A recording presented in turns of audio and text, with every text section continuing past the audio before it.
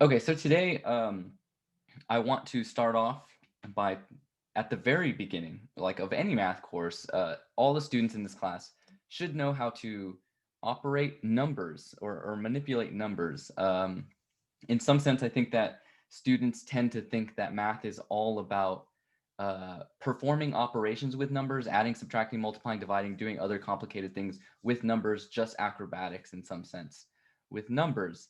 And to some extent, that is true. We have to have, I wouldn't call that algebra. I would call that arithmetic, being able to manipulate the numbers and do the operations and get some result. The algebra is more complicated processes that we're going to see later that require uh, you guys to be skilled with arithmetic. Um, and so for this first section, uh, this is just going to be an opportunity for us to get in and make mistakes and figure out where our weaknesses are in terms of our arithmetic, specifically with things like fractions, where students tend to not use them on a day-to-day basis unless you're like a carpenter or a mechanic or in culinary arts where you see fractions and mixed numbers routinely throughout your career. But for the most of us, we just pull out a calculator. Maybe we work with decimals because we live in a capitalist society and we have to pay our way through things. And you might have to figure out what 15% tip is or 20% tip if you're feeling charitable. But in those cases, we're using decimals and not fractions. Um, so this is our opportunity to sort of figure out how fractions work, what they even are, and then figure out how to work with them and get comfortable using them. Okay. So I'm going to switch over to camera number 2. And I just want to talk briefly about the number line. I'm sorry, sir. I just got here. I just want to know where you guys at right now. Yeah, so what just to preview, how these classes are going to go. What I tend to do is I give a lecture. I think of it as story time so that we can build a narrative that will make it easier for us to understand all of these numbers that we're going to be seeing in class, right? Yes, sir.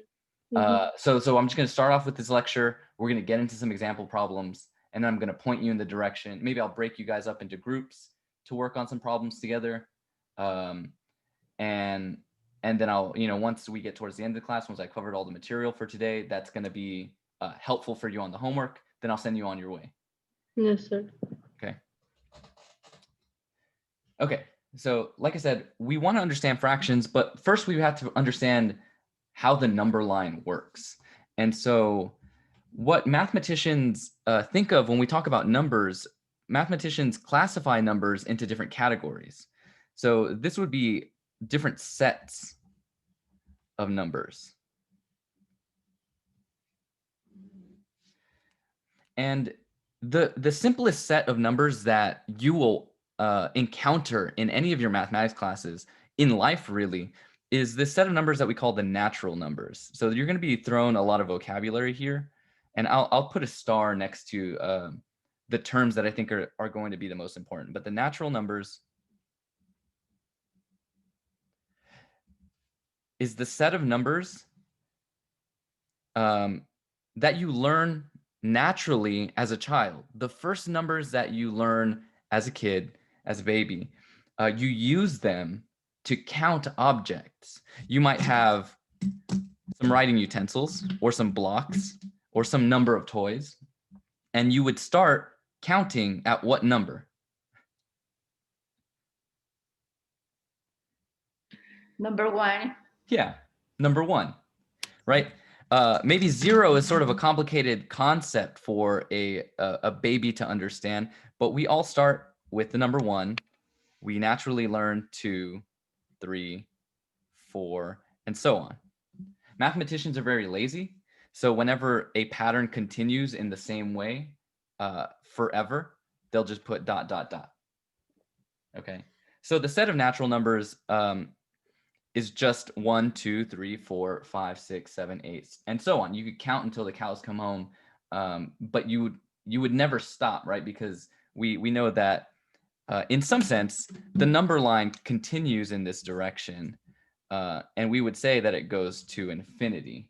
You can't see that because I chose a terrible color for that. But the numbers go to infinity, meaning that we can count forever and never stop, right? You would never complete the number line. Okay. Well, the whole numbers,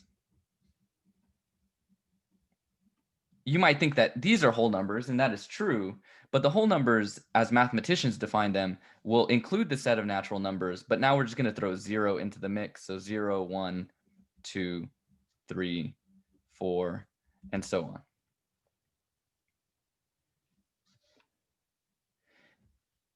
Okay, that might seem like ridiculously simple. Again, we're just getting vocabulary out of the way here. The whole numbers continue from 0 all the way to infinity as well. And then, a lot of the numbers that, we call whole numbers are really not whole numbers. They're in this category called integers. So sometimes in your homework, you will see this word integers.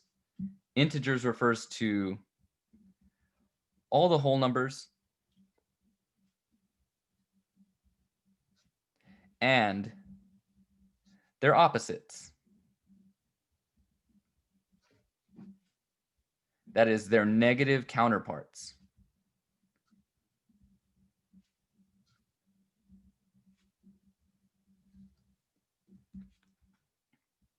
And from the integers, we can begin to set up our number line as we should understand it exists, right? So I'm just going to draw an arrow in both directions, just a straight line.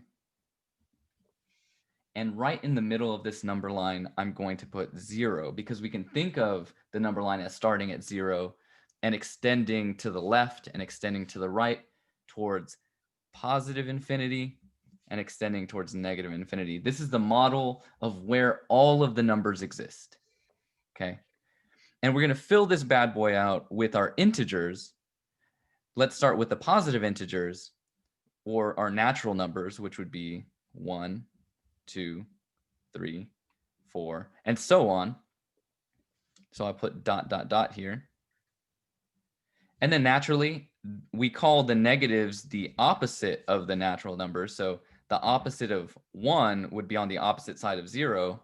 That would be -1, -2, -3, -4, -5, -6, and so on, all the way towards negative infinity. Okay.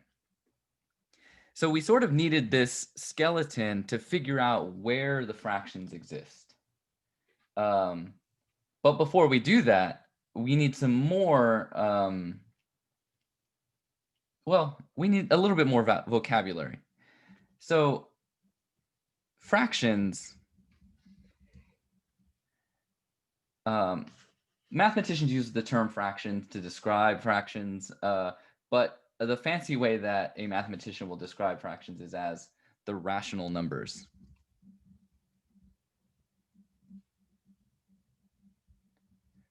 Okay, so we're going to talk a lot about rational numbers. Later on in the semester, we're going to have something called rational expressions. So it'll be useful to refer to fractions as rational numbers. And rational numbers take the form n over d, where n and d are just placeholders for an integer or a whole number. So n and d are whole numbers.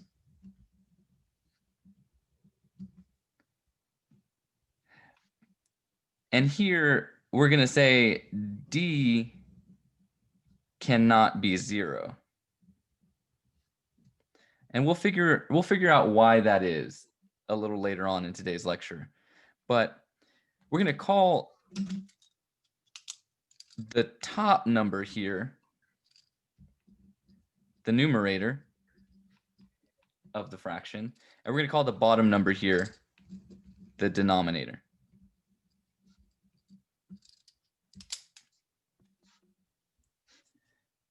Okay, so I've basically just given you vocabulary at this point. Does anybody have any questions? Okay, I'll give you a little bit of time to write that down if you need it. Yes, I have a question. Sure. So the enumerator cannot be 0. So the denominator cannot be 0. I'm sorry, the denominator cannot be 0, but numerator can be 0. Yeah, the numerator can be any whole number that you want, 0, 1, 2, 3, 4. It can be a negative number as well. But the denominator has that restriction where the denominator cannot be 0. Okay, thank you. Yeah.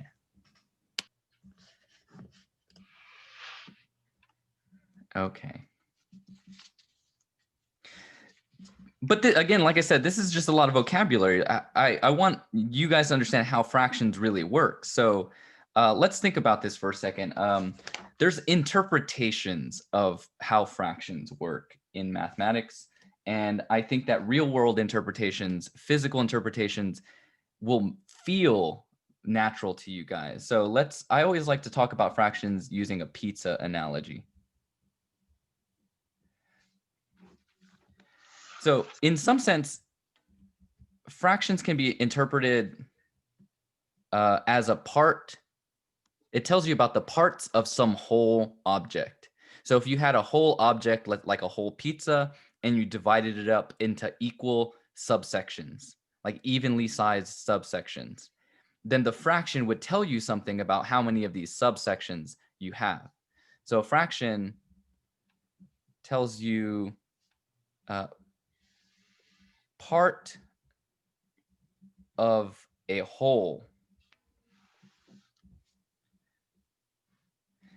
Okay, so imagine that you get a standard size large pizza. Maybe it's a 16-inch diameter. We have our pizza there. There's my terrible circle. And when you get a pizza, how many slices is it usually cut up into? 8. 8 evenly sized slices. Ideally, right? Sometimes you get that Domino's or Papa John's delivery and they've cut the pizza and it's all cut unevenly. But in theory, in an ideal world, we would evenly divide this into 2 sections. Then you can cut those into halves. Then you can cut those halves, those fourths into halves. And we get something like that. Where now there is one whole pizza divided into 8 slices, and they're evenly sized slices. Okay. So I wouldn't take one slice and say that I have one pizza, right? Because it's not the same denomination. We're not talking about the same kind of object now. The whole thing is a pizza, and the pizza is made up of 8 slices. So we can think of it as different units in the same way that there are, so we could say that one pizza is a larger unit than one slice. And that's comparable to saying, 1 foot is a larger unit than 1 inch, or that 1 meter is a larger unit than 1 millimeter, right? So what we would say then is that this one slice is equal to, well, there's 8 pieces here. And if I just took one of them, let me go ahead and color this in. That would be 1/8 of the pizza. So we would say 1/8 pizza.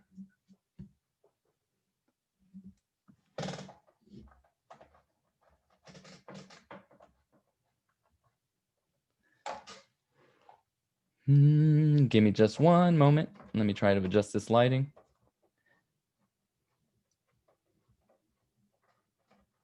Yeah, that's better.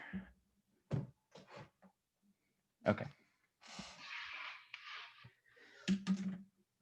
So does anybody know on the number line where this 1/8 would exist if I went ahead and drew a number line? Where is 1/8 on the number line? Down at the +8. So let's say I have 0 here, I have 1 here, 2, 3, 4. And I'm just going to ignore the negative side for now. -1, -2, -3. All right. Let's pretend that I did this with even spacing between the tick marks. Did I draw the number line large enough to accommodate 1/8 on the number line? Or in other words, where on this number line would 1/8 go? 0.12 or 0.125. Yeah. So one way you could go about finding where 1/8 goes on the number line is you just interpret 1/8 as a division problem, right? You could take 1 divided by 8. Don't know if you guys can see this, but you get 0.125. Right? So that's one way of locating it. 1/8 is equal to 1 divided by 8. And that gives you 0.125. So relative to the other numbers on this number line, where should it go? Well, it should go somewhere between 0 and 1, right? Somewhere over here. Okay, but without relying on the calculator here, there's another way to do this. Okay, so let me just go ahead and pretend that we're zooming into the number line. And I just want to zoom into the number line between 0 and 1. What I could do is, since we're saying we have one whole pizza and we've divided it into 8 even slices, that's the same thing as saying we take the number line between 0 and 1 and we'll divide that into, let me use a different color since this one's not showing up. We divide this into 8 even subsections. So we cut this in half and we know that this is 1/2. We cut these in half. Okay, but now we have 1, 2, 3, 4 sections. So this has to be 1/4. This is the same thing as 2/4. This is the same thing as 3/4. And this has to be the same thing as 4/4. So if we were counting from 0, 1/4, 2/4, 3/4, 4/4. But we need 8 sections. So if we have 4 sections right now, if we cut each of those in half, then we'll have a total of 8 sections, right? So this will be cut this in half, this in half, this in half, and this in half. And now the spaces between our tick marks, 1, 2, 3, 4, 5, 6, 7, 8. So now this must be 1/8, 2/8, 3/8, 4/8, 5/8, 6/8, 7/8, and 8/8.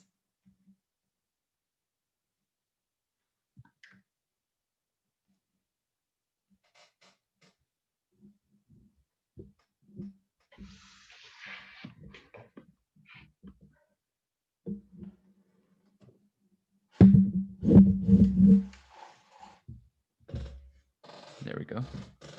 Does anybody have any questions about that?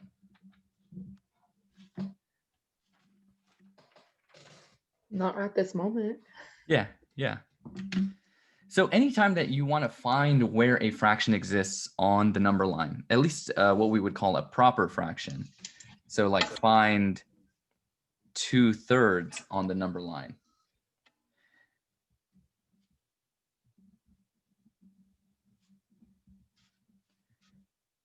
What we can say is that we can take 2/3, that this tells us how many subsections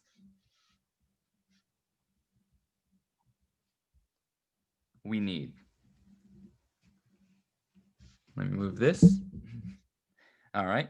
So that tells us how many subsections we need. So what we can do if we want to find 2/3 is divide up that number line between 0 and 1, cut it into 3 even sections.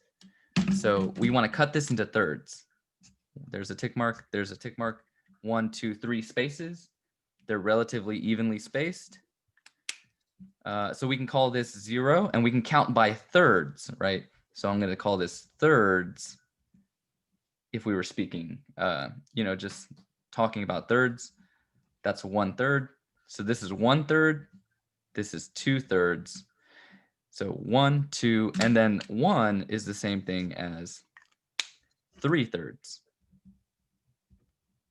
And like I said, a fraction is somewhat like a division problem. 3 divided by 3 is equal to 1. So that should make sense.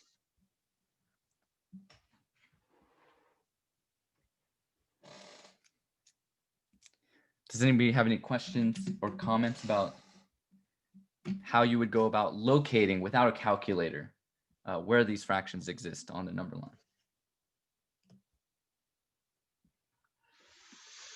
I'm kind of confused. Yeah, where's your confusion? Because, okay, there's the 1 and the direction you're going is towards the negative side, or is that irrelevant? What do you mean I'm going towards the negative side? Well, because you have your 1 and on the other side of it, you have what, your 1/3 and 2/3? Yeah. Yeah, okay, I understand what you're saying. Absolutely. This side of 0 Okay, I see it now. Your paper where was cut off. My is where bad. the negative. Oh, okay, so 1/3 and 2/3 is before. Okay, I got you. Never mind. Yeah, because you would expect 1/3 to be less than 1, right? Right. So it should be on the left side of 1, but it's still positive because it's on the right side of 0. Right. I got you. Yeah, good question. Anybody else have any confusion or question that they want to clear up?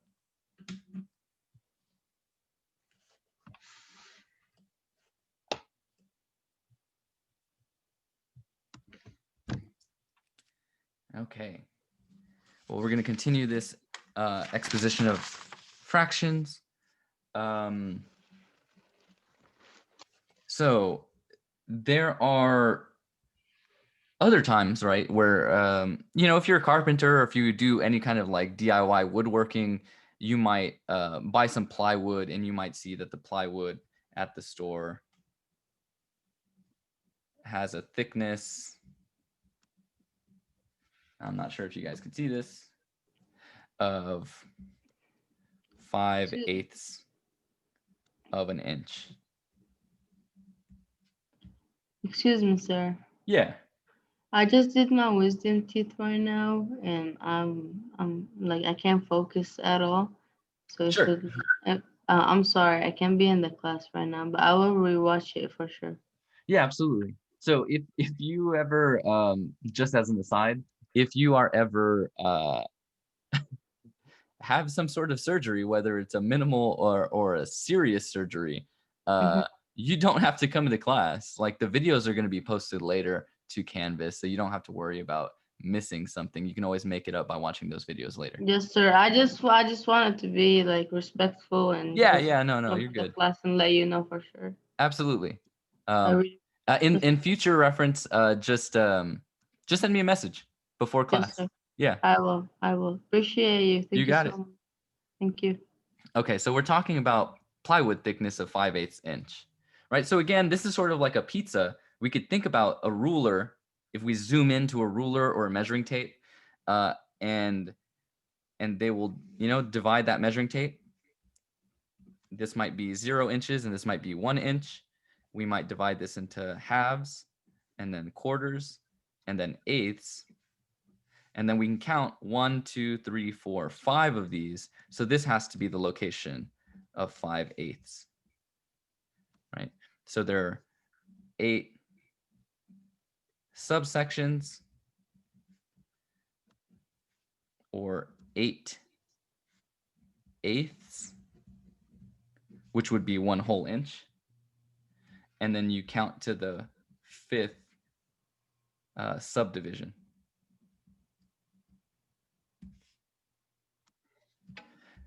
Well, in baking, you might have be preparing a bread dough, and it calls for, in this particular recipe, it calls for a 1/2 cup of sugar.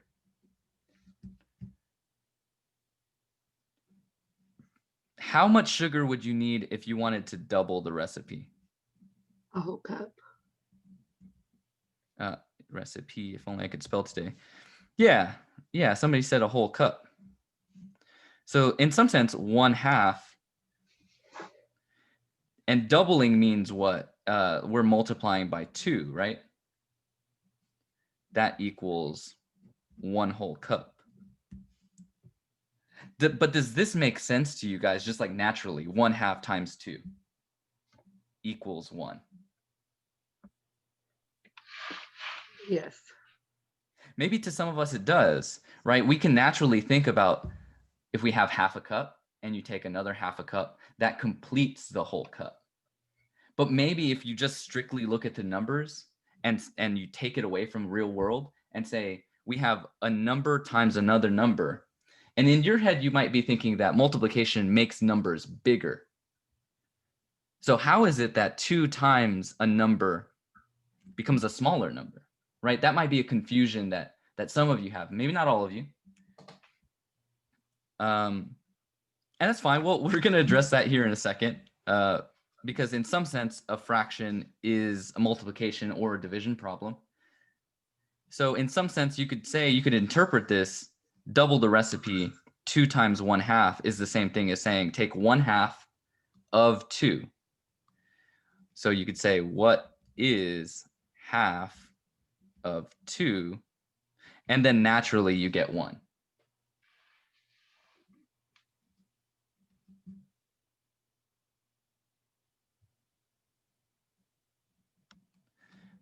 But again, this recipe calls for 1/2 cup of sugar. How much sugar do we need if we triple it?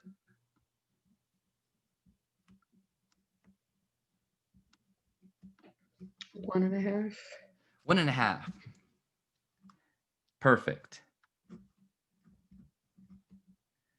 So in some sense, 1/2 cup times 3 equals 1.5. But just looking at this, removed or divorced from the analogy of this recipe that we're tripling, does this statement make sense to you guys, where you take 1/2 times 3 and you get 1.5? On the face of it, it's a little bit confusing. Yeah, how did you work it out? I mean, I know the answer just off the top of my head, but what do you do? 3 times 1? I mean, how did you get 1 and 1/2 if you worked it out? Well, how did you get 1.5, right? I just knew it. You just know it somehow. But like, as far as explaining how you got there, it's sort of not good enough to just know the answers. You got to know why you get there. And intuitively, you can imagine these cups, right? You have a 1/2 and you needed 3 of these halves. Well, 2 of the halves will complete a whole cup. And then you have a 1/2 left over, right? That's probably something like what you did in your head, but like really quickly, because it's a very common thing to do in the kitchen, right? It's a very common thing to do in life in general. But mathematically, what we would do here, if we're multiplying 1/2 times 3, what you might say is that you have 3 of these halves. So we could say that this is 3 halves. Now this looks a little bit different from 1.5 And you might be able to just look at this, what I wrote down. I haven't really put in any explanations or any intermediate steps. You might be able to look at this and say, well, Mr. Aguilar must have taken the 1, multiplied it by the 3, and for some reason he left the 2 alone. Well, when you multiply fractions, what you want to do is write everything as a fraction. So you would put the 3 over 1, basically. Yeah, because Right. if you think about it, 3 is equal to 3 divided by 1, right? So we could rewrite this as 3 over 1 if we wanted to write it as a fraction. So when you multiply these fractions, 1/2 times 3, just write it as 1/2 times 3 over 1. And then when you're multiplying fractions, it seems like all we have to do is multiply the numerators together and multiply the denominators together, and we get our 3/2, right? 3 over 2, but you might hear me say 3/2. Well, we call this thing an improper fraction. And there's nothing wrong with this fraction. In fact, we use improper fractions in higher mathematics all the time. It's just some weird term that we gave to these fractions. You can think that you can think of them this way. We call them improper because they're top heavy, right? The numerator, if you were like balancing something, like, I don't know, a deck of cards, or trying to build a pyramid, if you built the top heavier than the bottom, that thing would be unstable and it might collapse. So that's like a helpful analogy, I think, for understanding why we call them improper fractions. And so in some way, 3.5 is equal, 3/2 is equal to 1 1/2. And we call this an improper fraction over here. This guy we call a mixed number. And the reason why we call a mixed number is because it has a whole number part. And it has this additional fraction part. So I'm going to put n over d. In reality, you're adding this 1 plus 1/2, right? 1 and 1/2. But we tend not to write the plus sign in between them. And it, for some reason, mathematicians just exclude the plus sign, and we understand that it's 1 plus 1/2. It's a little bit more than 1. So the way we're going to be able to convert between an improper fraction and a mixed number is actually a fairly simple process. It's through division. And what you might just ask yourself is, how many times does 2 go into 3? 1. Yeah, 2 goes into 3 just one time, and you would have 1 left over. So we could do it this way. We want 3, and we're dividing that by 2. We know that 2 goes into 3 one time. Okay, so then 1 times 2 is 2, and we'll subtract that away. So this number down here, 3 minus 2 is 1. This is our remainder. And we want to try to divide that 1 by 2, but we can't do it, so we'll just leave it alone. Really what we'll say is that this is the whole number part. This is the whole number. And you could think of this as the numerator is the remainder. And this is going to be the original denominator.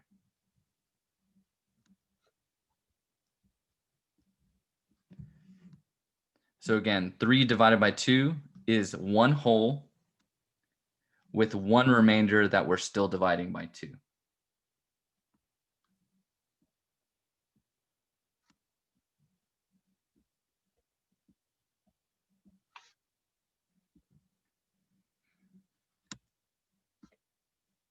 let me give you another example.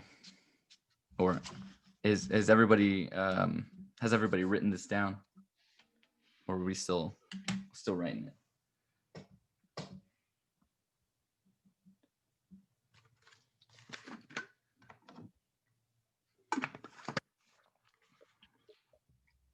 Okay.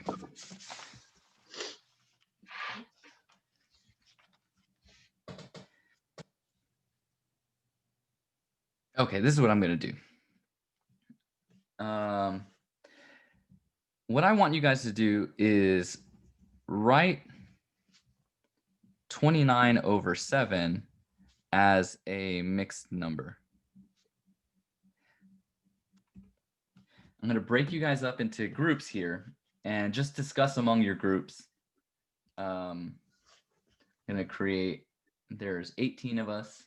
I'm going to make groups of 6 and just discuss among whoever you end up with how you would go about writing this as a mixed number. I'll give you guys about 2-3 minutes to do this.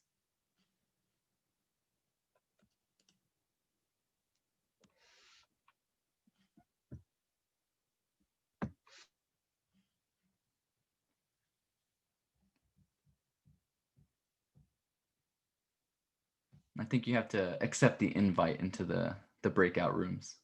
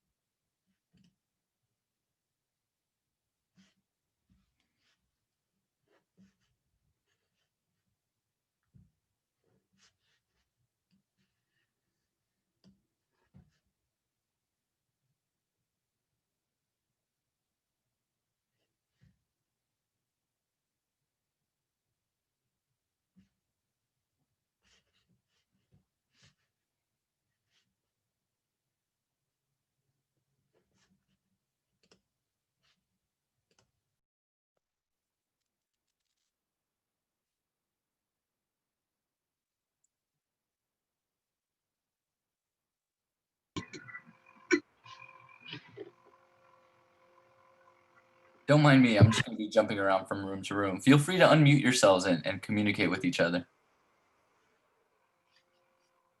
So I think we would have to divide 29 by 7. That's a good And start. that would give us a 28. So that would be 29 minus 28 with the remainder of 1. Yeah, so how would you write that as a mixed number? 4 and 1/7. Yeah, I think that's right. I got the same thing. Cool. I'm going to go check on some of the other rooms. You guys just sit tight. Yeah. Oh, Keith said. Hey, how are we doing over here? We're done. Okay, good. I'm going to go check on some of the other rooms. Okay. If I could only figure this out. All right.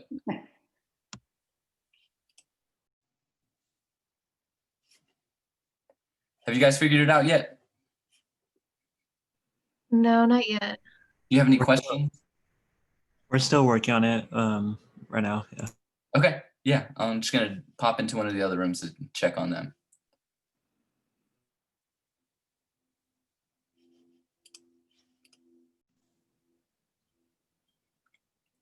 How are you guys doing? Good.